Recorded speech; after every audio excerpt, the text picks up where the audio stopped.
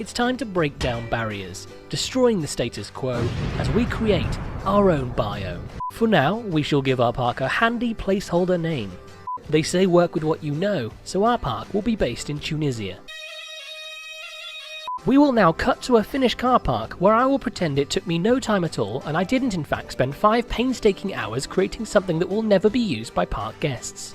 I will now leave you with some B-roll of the work so far whilst I cry into a pot noodle. Hello, it's Mike coming at you with another episode of Matty Meets, a series where I sit down with members of our amazing community and we can get to know them that little bit better. Today's esteemed guest barely needs any introduction. He is one of the fastest growing Planet Coaster YouTubers of the last 5 years with an amazing 16,000 subs in under 3 years. Totally not jealous. He is the creator of parks such as A Very British Park, A Very Welsh Park, and he is the founder of the amazing Planet Littlesocks Discord community. I am extremely honoured and I'm having to pinch myself a little bit to introduce Moomin Littlesocks. How are you doing, Moomin? This is all far too nice. I feel like this is like this is your life.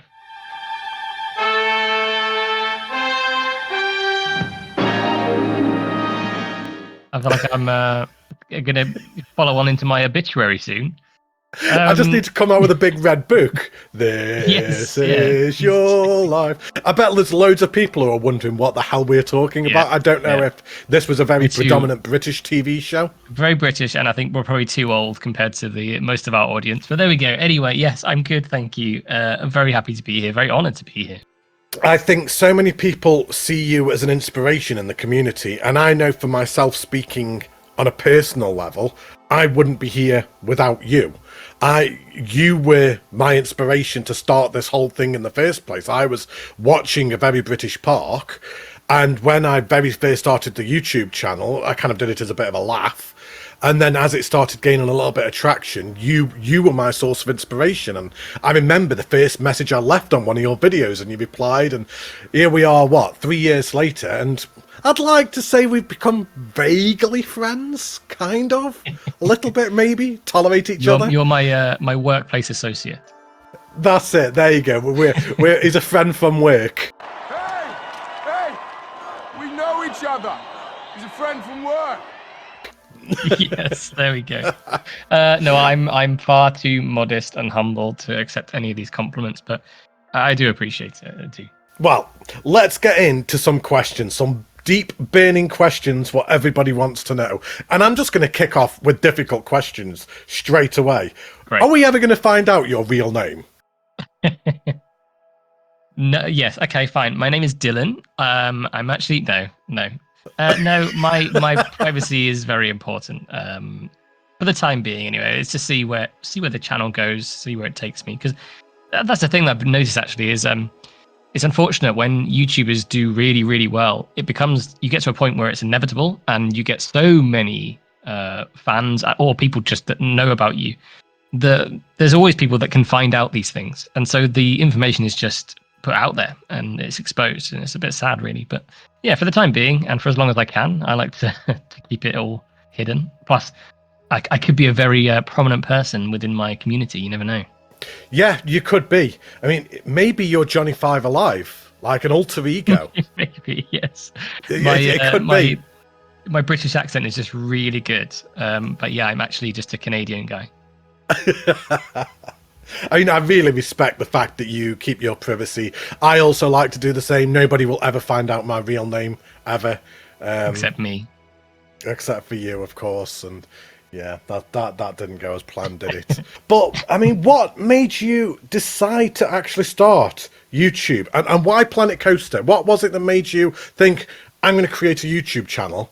And why would you base it around Planet Coaster? Well, I actually remember the specific conversation I was having with my partner, because I wanted to just kind of put my work out there, more as just like a record of what I was doing the process. And I used to years and years ago, I used to make like little short films and stuff. I was into filmmaking and all that stuff, so I had the editing experience already. And so I just, as it kind of snowballed, and I was like, well, if I'm recording my work, then I should probably edit it. I should probably produce it into a video. If I'm creating a video, I should probably create a commentary for it. And then the more I talked to my partner about this, he was just like, well, why don't you just do it? You can do a YouTube channel and do it well.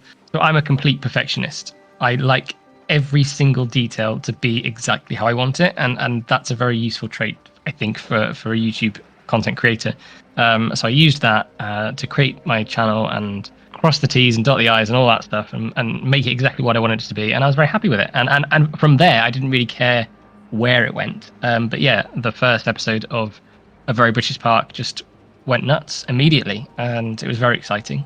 And that then gave me the motivation to keep going, because there's nothing worse, as you know, I'm sure as well, we all have videos that don't do well, and it just kills all motivation. So yeah, to get those ones that really take off, it gives you that huge boost to keep doing it. Wow. I mean, did you look at any other channels whilst considering this? Were there other channels that you looked at and maybe aspired to be like when you very first started? No, I was a huge fan of Geekism back in the day, when he was doing Planet Coaster stuff, and I would watch every episode waiting for the next one. So he was obviously a huge inspiration at the start. But then it was Nerd Chacho, actually, watching how he did his channel and how he formatted his videos. And I was actually very conscious of going, well, I want to kind of do this same sort of thing, but it needs to be different enough so that it doesn't look like I'm just copying him. And I actually reached out to him very early on, and he ignored me for a bit, but I'm not bitter or anything. Yeah, we ended up chatting, and I just said, look, I'm doing this thing. I don't want you to think that I'm just copying you. And he's really great about it. And I know it's funny, actually, that I think we had a similar conversation. We did. Yeah, we did. I reached out to you.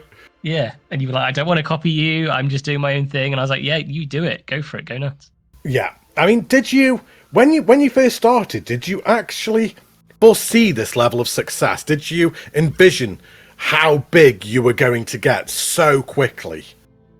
No, not at all. And I had this conversation the other day with my aunt, actually, and saying like every stage, or every milestone you get to with a YouTube channel, you think, oh, actually, you realize how tiny you are. Like, so you'll have 100 subs and you'll be like, oh my God, this is fantastic. But you're like, oh, but that guy's got 1,000. That's incredible. You get to 1,000, you're like, oh, I'm just nothing. And then you're aiming for 10,000, and it just keeps going and going. Like, when I tell some people that I've got 16,000 subscribers, to me, it's nothing. A drop in the ocean. But when you look at, I mean, you go all the way up, you're looking at people like Markiplier with 30 odd million subscribers. Like, it's absolutely nothing. But on the other hand, when you look at the niche that is Planet Coaster, and you look at the comparison, like, I feel great knowing that I'm one of the most popular YouTubers. It's crazy, it's nuts. But no, I never saw myself getting to that point, and but it's exciting. I mean, certainly the work that you've put in to your channel and the presentation, I think it was always inevitable that your channel was going to have the same level of success. It's all relative, isn't it? Absolutely. And I think, for me anyway, I think it's so important to not focus on the numbers. And so very, very early on, I just decided to just stop caring about numbers. I just didn't care at all.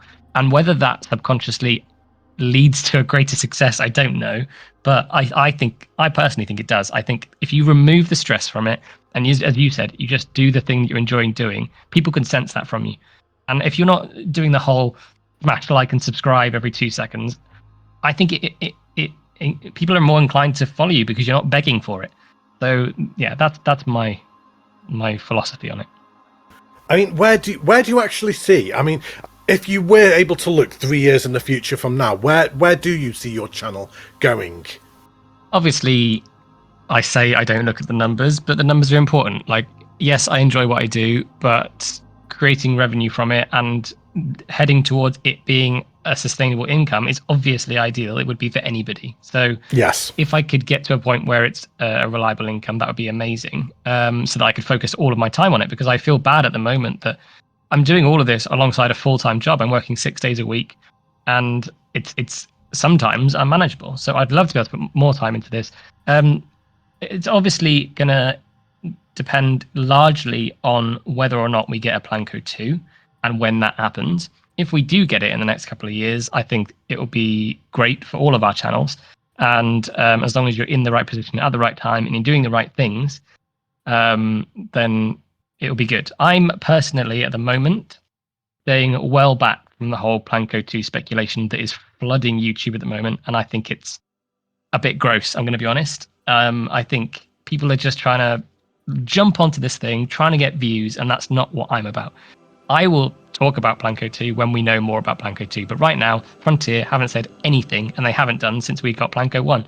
So I'm very excited for it if it happens, but when it happens is when I will continue talking about it. Planet Coaster 2 hype is just insane. If you look at Instagram or anything like that on the Planet Coaster Instagram, whenever they put anything on there, literally every single comment, and I'm talking every comment, is Planet Coaster 2 when is Planet Coaster 2 coming? And it's like, guys, seriously. It's like, why not appreciate what they are promoting here? This is somebody's work. This is somebody's work that Planet Coaster have promoted, whether that be a building or a blueprint or whatever. And instead of the comments being, wow, that looks amazing, it's a Planet Coaster 2 when.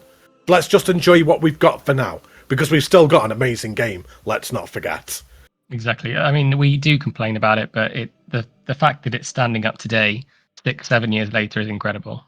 Exactly. And the contests themselves speak volumes of that, don't they? And the communities that we have built. I mean, of course, our ATM contest, 80 submissions. Corvus's last contest, 108 submissions. The interest in the game is still at an all-time high. There's still a lot of people who are passionate about this game.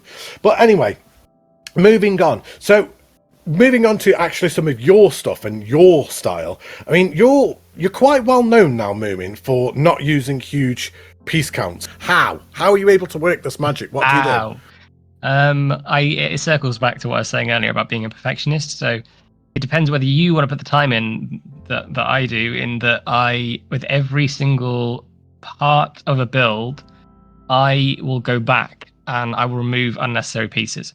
So what I mean by that is, if I create a wall and it's made up of many pieces when it could be made up of a couple of pieces, then I'll go back. Same with the trim. If I'm using 4 meter pieces when I could go, oh, that could be an 8 meter piece instead of 2 4 meter pieces. That's what I'll do. So, and more so now, it just comes naturally to me. I look ahead of what I'm about to do and what is the most piece efficient way of doing that.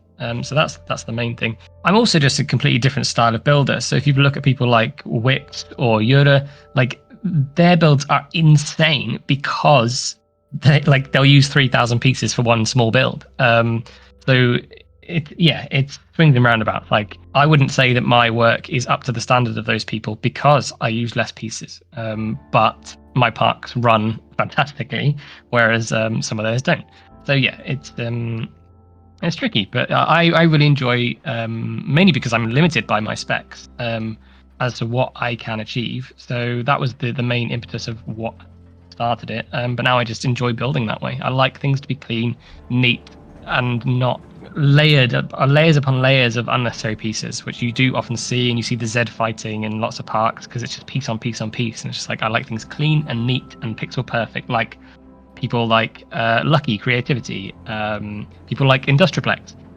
They are intricate with their builds, and that's the style that I like to go to.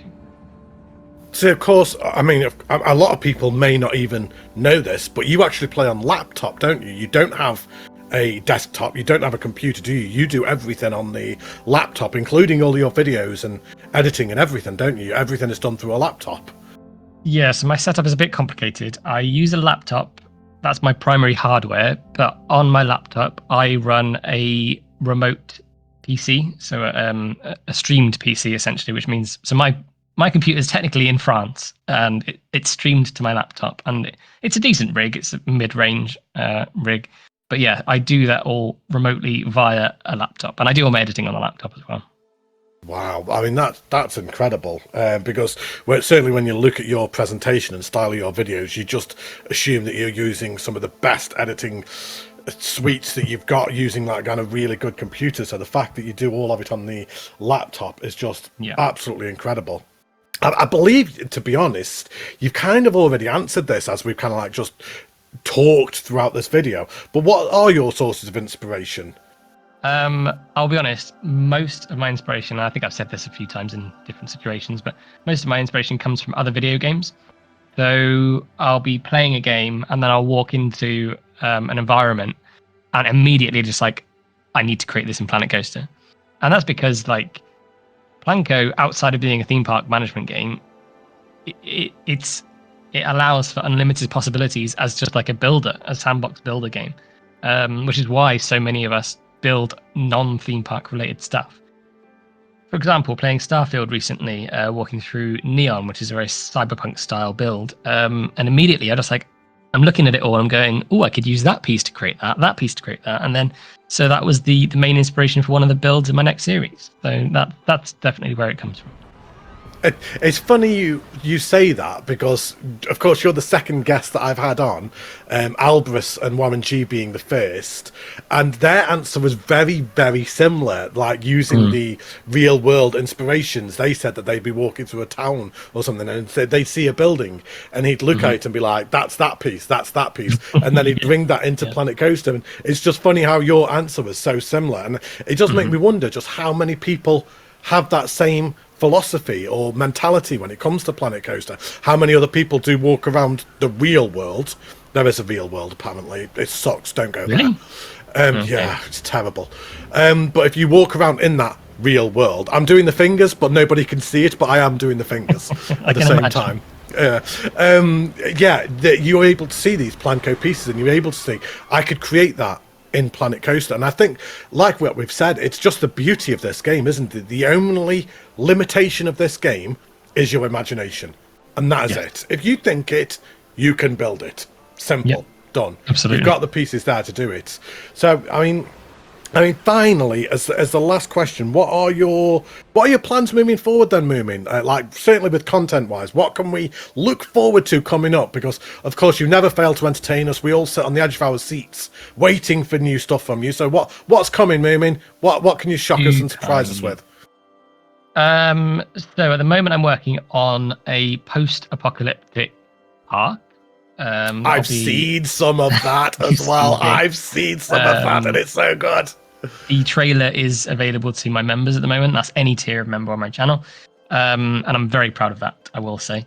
So that's about halfway through building that park. I'm trying to knuckle down and get on with that, but it's very exciting. So it's very The Walking Dead, Fallout 4, as I said, a bit of Starfield reference, a bit of cyberpunk, like. Yeah, it's going to be fun. Then after that will be a very, very big contest that I cannot even begin to explain the amount of work that's gone into. There is live action video involved. There's going to be multiple voice actors. Think New Park Couldnt, but even bigger and even more complex. And I'm right in saying that will be PC only, won't it? Just because of the nature of the contest. Yes. Yeah, because I know. Well, certainly I know what it is, and it could never be console, could it? It wasn't even feasible to be console, was it really? No, just based on, it will be similar to New Park Couldnt in that you get a park given to you, and that park unfortunately contains TMTK, and I think there's a few other reasons as well. But there will be, as we are alternating, generally speaking, it should be another Matty and Moomin console contest that would follow that one, so later next year. Yeah, cannot wait for that. I mean, Moomin, it's just been, I'm not going to lie, I could sit here for hours and sit and talk with you and pick your brain about everything. But in the interest of keeping this video relatively short, it's probably already gone over what I was anticipating originally. But it's just been an absolute pleasure having you on. And not only having you on, but just getting to know you over these last few years. Of course, I know you very well already. But we've become quite good friends over this last few years. We talk, pretty much daily now to this point, don't we? It's almost daily we speak. So, yeah, to have you along and have you as a guest on the channel, an absolute pleasure. I've really enjoyed having you along, and even I found out some stuff, to be honest. Even I know you quite well, and even I found out some stuff today as well, which has been lovely, and I'm sure other people will have loved to hear it as well. Say thank you for asking me. Surprisingly, people don't really ask me to do stuff, so it's nice to be asked. And I am always asked do stuff. Moomin, can you do this? Yes, this you're the form exception for me. I'm a pain in your bum. Now we finish this, can you go and do them favours that I've already asked you with the paperwork? Yeah, the long list. But I mean, it's been a pleasure. I've really enjoyed having you along. Hopefully you've all enjoyed this video, getting to know Moomin that a little bit better. Make sure to stay tuned to the channel because next month I will have another Matty Meets. But until then, there will be a spotlight next week. I'm just rambling now. I just need to finish. Mind blown. Thank you ever so much, everybody. Take care, stay safe, look after yourselves, and see you all very, very soon. Say goodbye, Moomin. Bye-bye. Bye. I knew I wanted to add some ivy to the house, but not this weak-ass 2D ivy that comes in the wall climbers category. Pathing is the biggest nightmare in Planet Coaster. I've had my fair share of troubles along the way. You piece of shit. But before we do, let's do some honourable mentions like we're flipping Watch Mojo.